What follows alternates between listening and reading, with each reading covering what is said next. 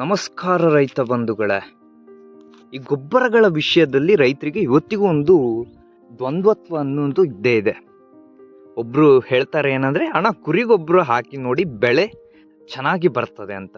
ಇನ್ನು ಕೆಲವರು ಹೇಳ್ತಾರೆ, ಅಯ್ಯೋ ಕೋಳಿ ಗೊಬ್ಬರಕ್ಕಿಂತ ಪವರ್ಫುಲ್ ಆಗಿರುವ ಗೊಬ್ಬರ ಇನ್ನೊಂದು ಇರ್ಲಿಕ್ಕೆ ಸಾಧ್ಯನೇ ಇಲ್ಲ ಅಂತ. ಮತ್ತೊಬ್ರು ನಮ್ಮ ಹಿರಿಯರು ಏನಾದ್ರು ಸಿಕ್ಕಿದ್ರೆ ಹೇಳ್ತಾರೆ, ನೀವೇನು ಬೇಕಾದ್ರೂ ಹೇಳಿ, ಕೊಟ್ಟಿಗೆ ಗೊಬ್ಬರ ತರ ಮಣ್ಣನ್ನ ಒಂದು ಶುದ್ಧೀಕರಿಸುವ ಒಂದು ಒಳ್ಳೆ ಗೊಬ್ಬರ ನಿಮಗೆ ಎಲ್ಲಿ ಹುಡುಕಿದ್ರೂ ಸಿಗ್ಲಿಕ್ಕಿಲ್ಲ ಅಂತ. ಆದ್ರೆ ನಿಜವಾಗ್ಲೂ ಯಾವುದು ಬೆಸ್ಟ್? ಇದೇ ಇವತ್ತು ಒಂದು ಇರುವಂತ ಕ್ವೆಶ್ಚನ್ ಎಲ್ರಿಗೂ. ಇದನ್ನ ನಾವು ಕ್ಲಿಯರ್ ಆಗಿ ನೋಡೋಣ. ಯಾಕಂದ್ರೆ ಯೂಟ್ಯೂಬ್ನಲ್ಲಿ, ವಾಟ್ಸಪ್ನಲ್ಲಿ, ಇನ್ನು ನಿಮ್ಮ ಟೀ ಶಾಪ್ ಏನಾದರೂ ನೀವೇನು ಟೀ ಶಾಪಿಗೆ ಹೋದ್ರೆ ಒಂದು ಹರಟೆ ಹೊಡೆಯುವ ಸಂದರ್ಭಗಳಲ್ಲಿ ಎಲ್ಲರೂ ಒಂದೊಂದು ಹೇಳ್ತಾರೆ. ಆದ್ರೆ ಪ್ರಾಕ್ಟಿಕಲ್ ಅಂದ್ರೆ ಹೊಲದಲ್ಲಿ ಬಳಸಿ ಒಂದು ಪ್ರಾಯೋಗಿಕವಾಗಿ ಈ ಗೊಬ್ಬರಗಳು ಏನು ಕೆಲಸ ಮಾಡ್ತದೆ ಅನ್ನುವಂಥದ್ದನ್ನ ತಿಳ್ಕೊಳ್ಳೋರು ಕಡಿಮೆ. ಆ ಕಾರಣದಿಂದಲೇ ಅವರು ಈ ಗೊಬ್ಬರ ಒಳ್ಳೇದೆ, ಆ ಗೊಬ್ಬರ ಒಳ್ಳೇದೆ ಅಂತ ಮಾತಾಡ್ತಾರೆ. ಅದರಲ್ಲೂ ಈಗ ತುಂಬಾ ರೈತರು ಒಂದು ದೊಡ್ಡ ದೊಡ್ಡ ತಪ್ಪುಗಳನ್ನ ಮಾಡ್ತಿದ್ದಾರೆ.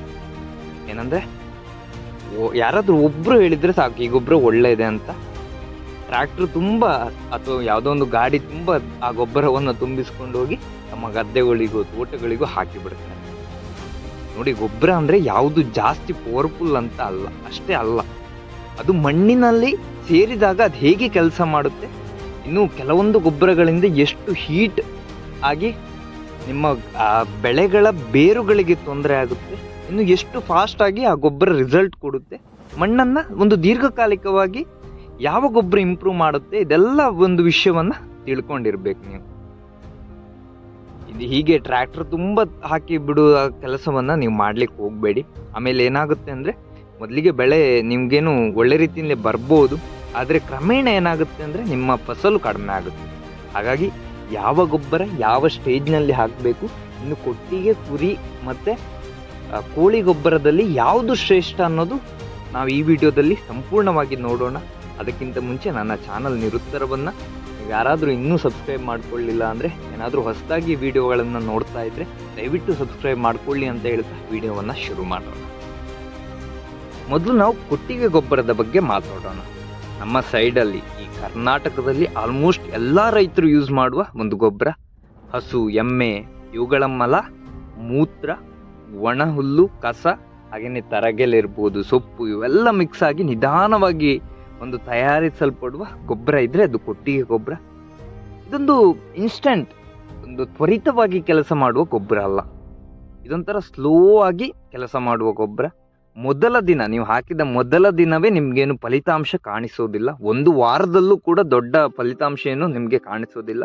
ಆದ್ರೆ ಒಂದು ಸೀಸನ್, ಒಂದು ವರ್ಷ ಆದ್ಮೇಲೆ ಈ ಗೊಬ್ಬರವನ್ನ ನೀವು ಬಳಸಿದ್ರೆ ಮಣ್ಣೇ ಚೇಂಜ್ ಆಗಿರುತ್ತೆ. ಮಣ್ಣೆನ್ನುವಂಥದ್ದು ಸಾಫ್ಟ್ ಆಗುತ್ತೆ. ಅದ್ರ ಜೊತೆ ಮೊದಲು ನೀರು ಹಾಕಿದ ತಕ್ಷಣ ಒಣಗ್ತಿದ್ದ ಜಾಗ ಈಗ ತೇವಾಂಶವನ್ನ ಹಿಡಿದುಕೊಳ್ಳುವ ಶಕ್ತಿಯನ್ನ ಹೊಂದಿರುತ್ತೆ. ಇನ್ನು ಮಣ್ಣಲ್ಲಿ ಎರೆಹುಳುಗಳು ಬರೋಕೆ ಸ್ಟಾರ್ಟ್ ಆಗುತ್ತೆ ಈ ಗೊಬ್ಬರವನ್ನ ಬಳಸೋದ್ರಿಂದ. ಅದರ ಜೊತೆ ನಿಮ್ಮ ಯಾವುದೇ ಬೆಳೆಗಳ ರೂಟ್ ಅಂದ್ರೆ ಬೇರುಗಳು ಡೀಪ್ ಆಗಿ ಅಂದ್ರೆ ಅಡಿ ಆಳಕ್ಕೆ ಹೋಗುವ ಒಂದು ಕ್ಷಮತೆ ಈ ಗೊಬ್ಬರವನ್ನ ಬಳಸೋದ್ರಿಂದ ಬರುತ್ತೆ.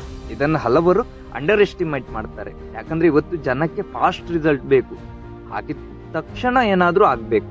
ಅದಕ್ಕೆ ಜನ ನೋಡಿ ಫಾಸ್ಟ್ ಫುಡ್ ಅನ್ನೇ ತಿನ್ನೋದು ಈ ಕಾಲದಲ್ಲಿ. ಅದರ ಜೊತೆನೆ ನೆಕ್ಸ್ಟ್ ದಿನಾನೇ ನಂಗೆ ಕೋಟಿಗಟ್ಟಲೆ ಮಾಡ್ಬೇಕು ಎನ್ನುವಂತ ಒಂದು ಆಸೆ ಬರೋದು. ಅದ್ರಿಗೆ ಜನರಿಗೆ ಯಾವುದೇ ಕಾರಣಕ್ಕೂ ಪೇಷನ್ಸ್ ಎನ್ನುವಂಥದ್ದು ಇಲ್ಲ. ನಾಳೆ ಚೇಂಜ್ ಕಾಣಿಸ್ಬೇಕು, ಅದೇ ಮೈಂಡ್ ಸೆಟ್ ನಲ್ಲಿ ಎಲ್ಲರೂ ಇರ್ತಾರೆ. ಆದ್ರೆ ಕೃಷಿ ಅಂದ್ರೆ ಆ ತರ ಅಲ್ಲ. ಇದೊಂದು ಪೇಷನ್ಸ್ ಗೇಮ್. ನಿಮ್ಗೆ ತಾಳ್ಮೆ ಅನ್ನುವಂಥದ್ದು ಬಹಳ ಮುಖ್ಯ. ನೀವು ಒಂದು ಕೆಲಸ ಮಾಡಿ ನೋಡಿ, ಒಂದು ಕಡೆ ಸೈಡ್ ಅಂದ್ರೆ ನಿಮ್ಮ ಗದ್ದೆಗಳಲ್ಲೇ ಒಂದು ಪ್ರಾಯೋಗಿಕವಾಗಿ ಟ್ರೈ ಮಾಡಿ ನೋಡಿ. ಒಂದು ಸೈಡ್ ರೆಗ್ಯುಲರ್ ಕೊಟ್ಟಿಗೆ ಗೊಬ್ಬರವನ್ನ ಹಾಕಿ, ಇನ್ನೊಂದು ಸೈಡ್ ಏನು ಹಾಕಬೇಡಿ. 2-3 ಸೀಸನ್ ಆದ್ಮೇಲೆ ಡಿಫ್ರೆನ್ಸ್ ನಿಮ್ಗೆ ಶಾಕ್ ಕೊಡುತ್ತೆ. ಮಣ್ಣಿನ ಕಲರ್ ಇಂದ ಹಿಡಿದು ಆ ಬೆಳೆಯ ಹೆಲ್ತ್, ಒಂದು ಆರೋಗ್ಯದ ತನಕ ಚೇಂಜ್ ಆಗಿರುತ್ತೆ. ಆದ್ರೆ ಇಲ್ಲಿ ಒಂದು ಬಿಗ್ಗೆಸ್ಟ್ ಮಿಸ್ಟೇಕ್ ಅನ್ನ ಕೆಲವೊಂದು ರೈತರು ಮಾಡ್ತಾರೆ. ಏನಂದ್ರೆ, ಫ್ರೆಶ್ ಆಗಿರುವ ಈ ಕೊಟ್ಟಿಗೆ ಗೊಬ್ಬರವನ್ನ ಡೈರೆಕ್ಟ್ ಆಗಿ ತಮ್ಮ ಬೆಳೆಗಳಿಗೂ ಅಥವಾ ಯಾವ್ದಾದ್ರು ತೋಟಗಳಿಗೂ ಹಾಕಿ ಬಿಡ್ತಾರೆ. ಆ ಕೆಲಸವನ್ನ ನೀವು ಮಾಡ್ಲಿಕ್ಕೆ ಹೋಗ್ಬೇಡಿ. ಯಾಕಂದ್ರೆ ಈ ಕೊಟ್ಟಿಗೆ ಗೊಬ್ಬರದಲ್ಲಿ ಹೀಟ್ ಎನ್ನುವಂಥದ್ದು ಜಾಸ್ತಿ ಇರುತ್ತೆ. ಅಂದ್ರೆ ಈ ನಿಮ್ಗೆ ದನಗಳ ಅಥವಾ ಏನು ಹಸುಗಳ ಮೂತ್ರದಿಂದ ಬರುವಂತ ಅಥವಾ ಮಲದಿಂದ ಬರುವಂತ ಗ್ಯಾಸ್ ಬಗ್ಗೆ ಗೊತ್ತು. ಹಾಗಾಗಿ ಈ ಫ್ರೆಶ್ ಆಗಿರುವ ಈ ಕೊಟ್ಟಿಗೆ ಗೊಬ್ಬರವನ್ನ ಬಳಸಲಿಕ್ಕೆ ಹೋಗಬೇಡಿ. ಕನಿಷ್ಠ 3-4 ತಿಂಗಳು ಯಾವುದು ಕೊಟ್ಟಿಗೆಯ ಗೊಬ್ಬರವನ್ನು ತೆಗೆದ ನಂತರ ಬಳಸಿ. ಅಂದರೆ 3-4 ತಿಂಗಳು ಅದನ್ನು ಒಣಗಿಸಿ ಹಾಗೆ ಇಡಿ. ಅಂದರೆ ನೀವು ಗೊಬ್ಬರದ ಗುಂಡಿಗಳಲ್ಲಿ ಒಣಗಿಸಿ ನಂತರ ಅದನ್ನು ಬಳಸಿ. ಅದರಿಂದ ನಿಮ್ಮ ಮಣ್ಣಿಗೆ ಒಂದು ಬೆನಿಫಿಟ್ ಎನ್ನುವಂಥದ್ದು ಜಾಸ್ತಿ ಆಗಿ ಸಿಗುತ್ತೆ. ಈ ಕೆಲಸವನ್ನು ಮಾಡುವಾಗ ಒಂದು ನಿಮ್ಮ ತಲೆಯಲ್ಲಿ ಇಟ್ಟುಕೊಳ್ಳಿ. ಈಗ ಕುರಿ ಗೊಬ್ಬರದ ಬಗ್ಗೆ ನಾವು ಮಾತಾಡೋಣ. ಇದೊಂಥರ ಬೇರೆ ಲೆವೆಲ್ ಗೊಬ್ಬರ ಅಂತಾನೆ ಹೇಳ್ಬೋದು. ನಿಜ ಹೇಳ್ಬೇಕಂದ್ರೆ ರೈತರಿಗೆ ತುಂಬಾ ಇಷ್ಟ ಆಗುವ ಒಂದು ಗೊಬ್ಬರ. ಯಾಕಂದ್ರೆ ಇದನ್ನ ಬಳಸೋದ್ರಿಂದ ವೇಗವಾದ ಬೆಳವಣಿಗೆ ಅಥವಾ ವೇಗವಾದ ಒಂದು ರಿಸಲ್ಟ್, ಫಲಿತಾಂಶವನ್ನ ನೋಡ್ತಾರೆ. ಅದೇ ಕಾರಣದಿಂದ ಇದೊಂಥರ ಚಿಕ್ಕ ಚಿಕ್ಕ ಪೆಲೆಟ್ಸ್ ತರ ಇರುತ್ತೆ. ನೋಡಿದ್ರೇನು ಅಷ್ಟೊಂದು ಕೆಲಸ ಮಾಡುತ್ತಾ ಅನ್ಸುತ್ತೆ ಈ ಗೊಬ್ಬರವನ್ನ ನೋಡಿದ್ರೆ. ಆದ್ರೆ ಅದ್ರ ಒಳಗಿರುವಂತ ಪವರ್, ಒಂದು ಶಕ್ತಿ ಅನ್ನುವಂಥದ್ದು ಬಹಳ ಜಾಸ್ತಿ ಆಗಿರುತ್ತೆ. ಎಸ್ಪೆಷಲಿ ನಿಮ್ಮ ಏನು ವೆಜಿಟೇಬಲ್ ಕ್ರಾಪ್ಸ್, ನಿಮ್ಮ ತರಕಾರಿ ಬೆಳೆಗಳಿಗೆ ಇದೊಂಥರ ಬೇಗನೆ ಕೆಲಸ ಮಾಡುವಂತ ಒಂದು ಗೊಬ್ಬರ. ನಿಮ್ಮ ಮೆಣಸಿನಕಾಯಿ ಇರ್ಬೋದು, ಟೊಮ್ಯಾಟೊ ಅಥವಾ ನಿಮ್ಮ ಬದನೆಕಾಯಿ, ಬೀನ್ಸ್, ಇನ್ನು ಫ್ಲವರಿಂಗ್ ಕ್ರಾಪ್ಸ್ ಏನಾದರೂ ಇದ್ದರೆ ಇವೆಲ್ಲದರಲ್ಲಿ ಒಂದು ಪ್ಲಾಂಟ್ ಗ್ರೋತ್ ಅಂದರೆ ನಿಮ್ಮ ಗಿಡದ ಬೆಳವಣಿಗೆಯನ್ನು ವೇಗವಾಗಿ ಮಾಡಿಸುವುದರಲ್ಲಿ ಇದೊಂಥರ ನಂಬರ್ 1 ಗೊಬ್ಬರ ಅಂತಾನೆ ಹೇಳ್ಬೋದು. ಯಾಕಂದರೆ ಇದರಲ್ಲಿ ನ್ಯೂಟ್ರಿಯೆಂಟ್ಸ್ ಕಾನ್ಸಂಟ್ರೇಟೆಡ್ ಆಗಿರ್ತದೆ. ಅಂದರೆ ಪೌಷ್ಟಿಕಾಂಶ ಅಷ್ಟೊಂದು ಇರ್ತದೆ ಈ ಕುರಿ ಗೊಬ್ಬರದಲ್ಲಿ. ಆದರೆ ಇಲ್ಲಿ ಕೂಡ ಓವರ್ ಎಕ್ಸೈಟ್ಮೆಂಟ್ನಿಂದ ಕೆಲವರು ತಮ್ಮ ತೋಟವನ್ನು ಅಥವಾ ತಮ್ಮ ಗದ್ದೆಗಳನ್ನು ಹಾಳು ಮಾಡ್ಕೊಳ್ತಾರೆ. ಕೃಷಿಯಲ್ಲಿ ಒಂದು ವಿಷಯವನ್ನ ನಾವು ಅರ್ಥ ಮಾಡ್ಕೊಳ್ಬೇಕು. ಏನಂದ್ರೆ ಯಾವುದೇ ಗೊಬ್ಬರವನ್ನ ಜಾಸ್ತಿ ಹಾಕಿದ್ರೆ ಜಾಸ್ತಿ ಬೆಳೆ ಬರುತ್ತೆ ಅಂತ ಯಾವುದೇ ಕಾರಣಕ್ಕೂ ನೀವು ಯೋಚನೆ ಮಾಡಲಿಕ್ಕೆ ಹೋಗಬೇಡಿ. ಕೃಷಿಯಲ್ಲಿ ಇದು ವರ್ಕ್ ಆಗಲ್ಲ. ಜಾಸ್ತಿ ಹಾಕಿದ್ರೆ ಮಣ್ಣಿನ ಒಂದು ಆರೋಗ್ಯ ಹದಗೆಡ್ಬೋದು. ಕೆಲವು ಸಾರಿ ಕೆಲವು ಮಣ್ಣಿನಲ್ಲಿ ಒಂದು ಹುಳಿಯ ಅಂಶ ಇರ್ತದೆ ಅಥವಾ ಒಂದು ಉಪ್ಪಿನ ಅಂಶ ಇರ್ತದೆ. ಈ ಗೊಬ್ಬರವನ್ನ ಜಾಸ್ತಿಯಾಗಿ ಬಳಸುವುದರಿಂದ ಆ ಅಂಶಗಳು ಇನ್ನೂ ಜಾಸ್ತಿ ಆಗ್ಬೋದು. ಇದರಿಂದ ಮಣ್ಣು ಹಾಳಾಗುತ್ತೆ. ಮತ್ತೆ ಫ್ರೆಶ್ ಕುರಿ ಗೊಬ್ಬರ ಹಾಕಿದ್ರೆ ಹೀಟ್ ಇಶ್ಯೂಸ್. ಯಾವುದೇ ಗೊಬ್ಬರ ಫ್ರೆಶ್ ಆಗಿ ಹಾಕಿದ್ರೆ ಏನಾಗುತ್ತೆ ಅಂದ್ರೆ ಅದರಲ್ಲಿ ಒಂದು ಹೀಟ್, ಒಂದು ಉಷ್ಣದ ಅಂಶ ಜಾಸ್ತಿ ಇರುತ್ತೆ. ಹಾಗಾಗಿ ಈ ಕುರಿ ಗೊಬ್ಬರವನ್ನು ಕೂಡ 1-2 ತಿಂಗಳು ನೀವು ಒಣಗಿಸಿ ಅದಾದ ನಂತರ ಬಳಸಬೇಕಾಗತ್ತೆ. ಇನ್ನು ಪ್ರಾಪರ್ ಕಾಂಪೋಸ್ಟ್ ಆದಮೇಲೆ ಅಂದರೆ ಒಂದು ಒಣಗಿದ ನಂತರ ಅದನ್ನು ಯೂಸ್ ಮಾಡಿದರೆ ನಿಮಗೆ ಒಂದು ಫುಲ್ ಬೆನಿಫಿಟ್ ಅನ್ನೋದು ಸಿಗುತ್ತೆ. ಆದರೆ ಹಾನೆಸ್ಟ್ಲಿ ಹೇಳಬೇಕಂದ್ರೆ ಬ್ಯಾಲೆನ್ಸ್ ಪವರ್ ಬೇಕಂದ್ರೆ ಕುರಿ ಗೊಬ್ಬರ ಒಂಥರ ಟಾಪ್ ಕ್ಲಾಸ್ ಗೊಬ್ಬರ ಅಂತಾನೆ ಹೇಳ್ಬೋದು. ನಿಮ್ಗೆ ಏನಾದರೂ ಈ ವೆಜಿಟೇಬಲ್ ಕ್ರಾಪ್ಸ್, ನಿಮ್ಮ ತರಕಾರಿ ಬೆಳೆಗಳಿಗೆ ಇದೊಂಥರ ಸೂಕ್ತವಾದ ಗೊಬ್ಬರ ಅಂತಾನೆ ನಾನು ಹೇಳ್ತೇನೆ. ಈಗ ಎಲ್ಲರ ಫೇವ್ರೇಟ್ ಗೊಬ್ಬರ ಕೋಳಿ ಗೊಬ್ಬರದ ಬಗ್ಗೆ ನೋಡೋಣ. ಇದನ್ನ ಕೇಳಿದ ತಕ್ಷಣ ರೈತರಿಗೆ ಫಸ್ಟ್ ವರ್ಡ್ ಏನು ಬರುತ್ತೆ ಅಂದ್ರೆ ಬಹಳ ಪವರ್ಫುಲ್ ಗೊಬ್ಬರ ಅಂತ. ಇದೇ ನಿಮ್ಮ ಮೈಂಡಲ್ಲಿ ಬರುವಂಥದ್ದು ಮೊದಲಿಗೆ. ಈ 3ರಲ್ಲಿ ಫಾಸ್ಟೆಸ್ಟ್ ಆಕ್ಟಿಂಗ್ ಮ್ಯಾನ್ಯೂರ್ ಅಂದರೆ ವೇಗವಾಗಿ, ಅತ್ಯಂತ ವೇಗವಾಗಿ ಕೆಲಸ ಮಾಡುವಂಥ ಗೊಬ್ಬರ ಇದ್ದರೆ ಅದು ಕುರಿ ಗೊಬ್ಬರ ಅಂದರೆ ಕೋಳಿ ಗೊಬ್ಬರ. ಪ್ಲಾಂಟ್ಗೆ ನೈಟ್ರೋಜನ್ ಕಿಕ್ ಅಂದರೆ ನೈಟ್ರೋಜನ್, ಈ ಯೂರಿಯಾದಲ್ಲಿರುವಂಥ ಅಂಶ ಬೇಗ ಸಿಗುತ್ತೆ. ಅದರಿಂದ ಕೆಲ ದಿನಗಳಲ್ಲೇ ಈ ಕೋಳಿ ಗೊಬ್ಬರ ಬಳಸಿದ ತಕ್ಷಣ ನಿಮ್ಮ ಎಲೆಗಳು ಗ್ರೀನ್ ಆಗ್ತವೆ, ಅಂದರೆ ಹಸಿರು ಬಣ್ಣಕ್ಕೆ ಸೇರ್ತವೆ.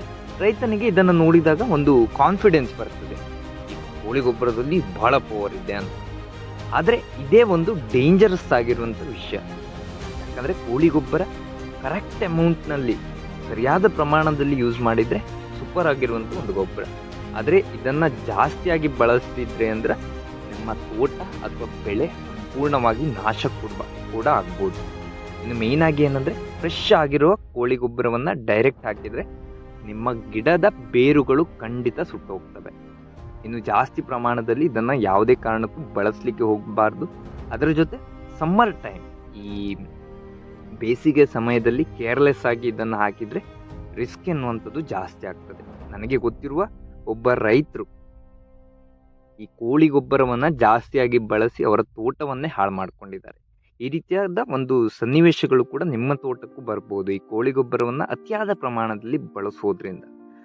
ಆ ಕಾರಣದಿಂದ ಕೋಳಿ ಗೊಬ್ಬರವನ್ನು ಒಂದು ಜಾಗ್ರತೆಯಿಂದ ನಿಮಗೆ ಈ ಬೆಳೆಗಳಿಗೆ ಎಷ್ಟು ಬೇಕನ್ನೋದನ್ನು ಅರ್ಥ ಮಾಡಿಕೊಂಡು ಬಳಸಿದರೆ ಬಹಳ ಉತ್ತಮ. ಈ 3 ಗೊಬ್ಬರದಲ್ಲೂ ಯಾವುದು ಉತ್ತಮ ಅಂತ ಹೇಳಲಿಕ್ಕೆ ಬಹಳ ಕಷ್ಟ. ಯಾಕಂದರೆ ಎಲ್ಲವೂ ಕೂಡ ಅದರ ಕೆಲಸವನ್ನು ಮಾಡ್ತದೆ. ಕೊಟ್ಟಿಗೆ ಗೊಬ್ಬರ ಎನ್ನುವಂಥದ್ದು ಮಣ್ಣಿಗೆ ಒಂಥರ ಹೆಲ್ತ್ ಕೊಡುತ್ತೆ, ಮಣ್ಣನ್ನು ಒಂದು ಆರೋಗ್ಯಕರ ಮಾಡುತ್ತೆ. ಇನ್ನು ಕುರಿ ಗೊಬ್ಬರವನ್ನು ನೋಡುವುದಾದರೆ ಈ ತರಕಾರಿ ಬೆಳೆಗಳಿಗೆ ಒಂದು ನಿಮ್ಮ ಏನು ವೇಗದ ಬೆಳವಣಿಗೆಗೆ ಸಹಾಯ ಮಾಡುತ್ತೆ. ಅದರ ಜೊತೆ ಕೋಳಿ ಗೊಬ್ಬರ ಫಾಸ್ಟ್ ಬೂಸ್ಟ್, ಒಂಥರ ನಿಮ್ಗೆ ಒಂಥರ ಯೂರಿಯಾ ಹಾಕಿದ ಹಾಗೆ ಈ ಕೋಳಿ ಗೊಬ್ಬರ ಎನ್ನುವಂಥದ್ದು. ಇವು 3 ಬೇರೆ ಬೇರೆ ಕ್ಯಾರೆಕ್ಟರ್ ಇರ್ಬೋದು.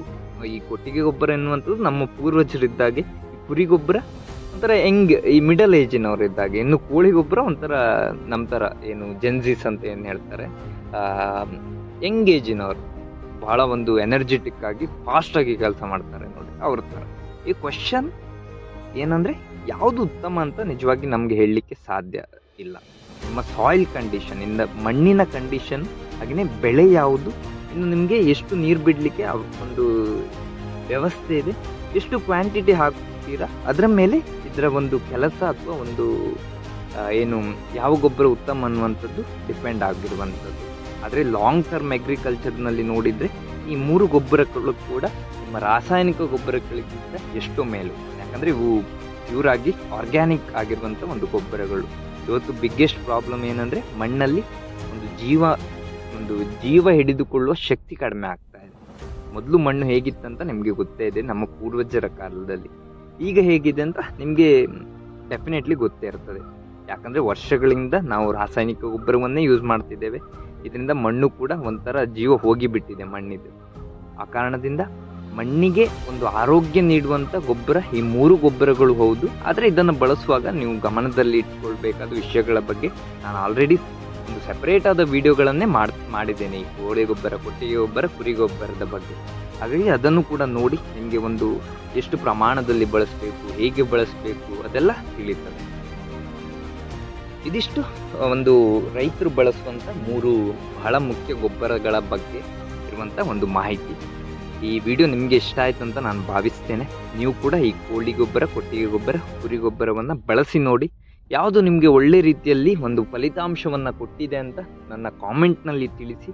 ಹಾಗೆಯೇ ವಿಡಿಯೋ ಇಷ್ಟ ಆದರೆ ನಿಮ್ಮ ಬೇರೆ ಸ್ನೇಹಿತರಿಗೂ ಕೂಡ ಶೇರ್ ಮಾಡಿ. ನನ್ನ ಚಾನಲ್ ನಿರುತ್ತರವನ್ನು ದಯವಿಟ್ಟು ಸಬ್ಸ್ಕ್ರೈಬ್ ಮಾಡಿಕೊಳ್ಳಿ ಅಂತ ಹೇಳ್ತಾ ವಿಡಿಯೋನ ಮುಗಿಸ್ತೇನೆ. ಧನ್ಯವಾದಗಳು.